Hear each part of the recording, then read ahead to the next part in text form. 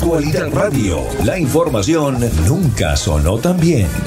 Bueno, hoy quisiera hacer una mención especial. Este día de lluvia donde la gente, a mí a veces me decían, qué día tan horrible, qué cosa tan fea. Esto es igual que mirar la vida, señores. Uno se puede levantar y ver este día nublado y ver que cae el agua y pensar cómo va a estar el tráfico y lo feo que nos vamos a encontrar, el mojarnos y el pelo que se nos va a poner feo. O podemos simplemente mirar por la ventana y decir, oye, qué día tan bonito, ¿no? Qué romántico, qué buen momento para, bueno, terminar el trabajo y venirte a la casa y tomarte un buen café mirando cómo llueve por la ventana, escuchando una buena música, viendo una serie que te guste. Es otra forma de ver la vida y, sin embargo, si se dan ustedes cuenta, señores, es la misma vida, es la misma situación, es el mismo día. Simplemente lo que cambia es la forma de poder mirarlo. Así que hoy quisiera hablarle al que siente cansancio, al que se pregunta si vale la pena seguir luchando, si vale. Y yo les diría que sí, que claro que vale la pena, más que nunca. Vale la pena alzar la voz cuando a uno le quieren silenciar. Vale la pena educar con principios cuando las escuelas a veces parece que los borran. Vale la pena proteger la verdad cuando las élites la tuercen por ideología.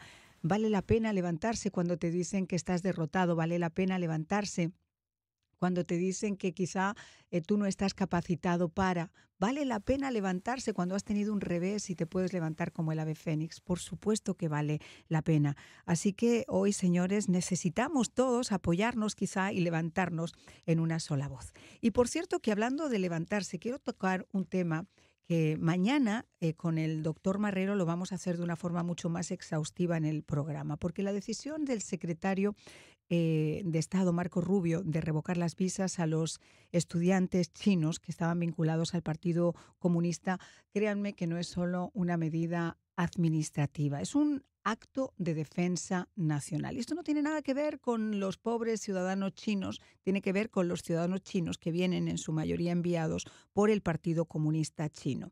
Y si no, escuche lo que les voy a contar. Por décadas, bajo esa ingenua excusa del intercambio académico, incluso ya desde la época de Carter, nuestro país abrió las puertas a miles de estudiantes chinos sin preguntarse qué era realmente lo que les acompañaba, cuál era la mochila que traían con ellos.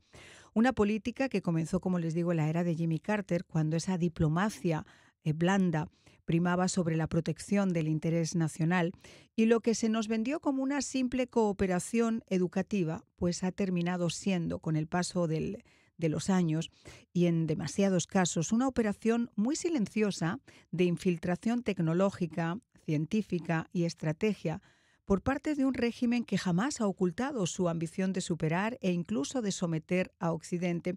Y esos, señores, como les digo siempre, no son cuentos chinos. Les voy a dar datos que son alarmantes. En los últimos años, el FBI ha advertido ya de un aumento exponencial de hasta el 400% en casos de espionaje académico y robo de propiedad intelectual que están vinculados a esos ciudadanos chinos en universidades estadounidenses.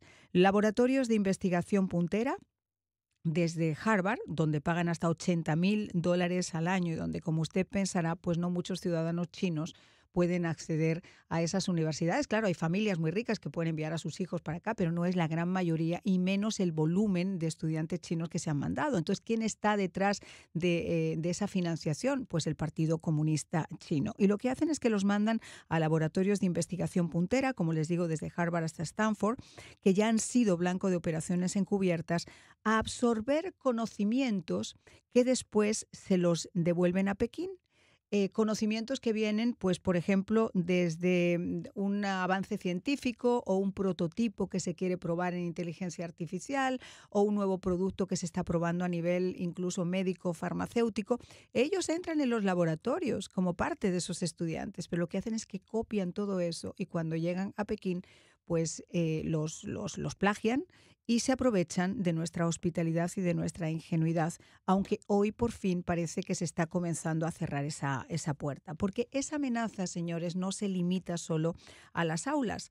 China ha sido el socio comercial más desleal que ha tenido los Estados Unidos en su historia moderna. Y yo no le llamaría socio comercial, le llamaría realmente uno de los peores adversarios comerciales o adversarios más desleales que ha tenido Estados Unidos en toda la historia moderna. Mientras nuestro mercado permanecía abierto, era un mercado justo, era un mercado transparente, nos inundaban realmente con todos sus productos, China imponía restricciones, manipulando su moneda, robando tecnología, subsidiando industrias para poder destruir nuestra competencia americana y ahogando a nuestros agricultores con unos aranceles que eran absolutamente abusivos. ¿Cuál fue el resultado? Pues un déficit comercial con China que superaba los 380.000 millones de dólares en el año 2022.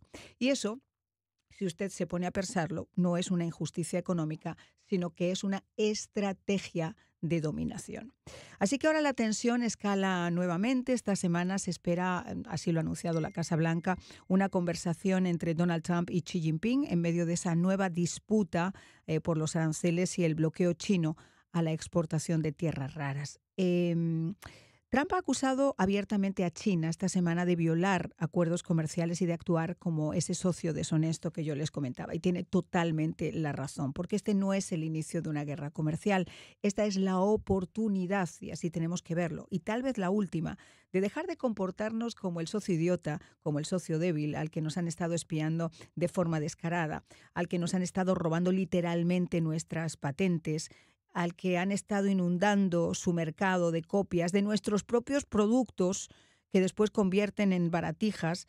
Y es el momento de empezar a actuar como una nación soberana, aplicando esos aranceles recíprocos, ni más ni menos. Usted me cobra tanto, yo le cobro a usted tanto.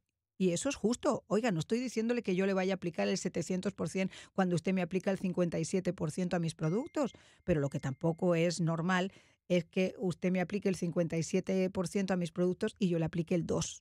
Eso se llama ser bobo. Y yo creo que ya ha llegado el momento de dejar de ser bobos. Aplicar aranceles recíprocos a pesar de lo que digan los adversarios de esta administración, que tristemente están más preocupados por seguir haciendo política que por el interés de los Estados Unidos. Y eso no es un castigo. Eso es simplemente establecer límites, es hacernos respetar, es proteger nuestras industrias, nuestra tecnología, nuestra seguridad y sobre todo el futuro de nuestros hijos, porque China no es simplemente un competidor. China es un adversario sistemático que ha sabido explotar muy bien nuestras debilidades y lo hacen con una paciencia china, como se suele decir, una paciencia comunista que no descansa. Así que hoy estamos pagando el precio de décadas de complacencia, pero aún estamos a tiempo. Esta administración tiene todo el derecho del mundo y mucho más. Tiene el deber de frenar esta infiltración, de equilibrar la balanza, de recuperar el respeto perdido frente a un gigante que no juega limpio y que nunca jamás ha respetado las reglas. Estados Unidos, señores, no puede seguir siendo el ingenuo que educa a su enemigo y que además está financiando su ascenso. Es hora de despertar, es hora de mantener esta postura de fuerza a través de la negociación y elegir entre la soberanía o esa sumisión silenciosa a la que nos hemos visto sometidos durante tantos y tantos años. Y con esta reflexión de comienzo comenzamos De Buena Fuente con Marian.